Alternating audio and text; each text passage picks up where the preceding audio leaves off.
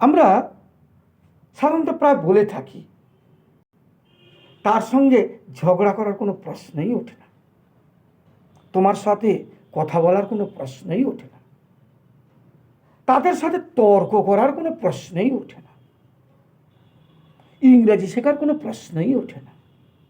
তো এইরকম বাক্যগুলোকে আমরা ইংরেজিতে কিভাবে বলবো? তো এই ধরনের বাক্যগুলোকে ইংরেজিতে বলতে গেলে এর স্ট্রাকচারটা সম্বন্ধে আমাদেরকে জানতে হবে। এর স্ট্রাকচারটা হলো নো কোশ্চেন রাইজেস যুক্ত টু যুক্ত V1 যুক্ত আদার।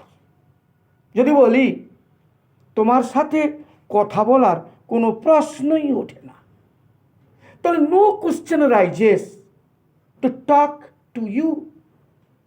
যদি বলি আমার বন্ধুদের সাথে তর্ক বিতর্ক করার কোনো প্রশ্নই ওঠে না, no question raises to argue with my friends. ইংরেজি শেখার কোনো প্রশ্নই ওঠে না, no question raises to learn English.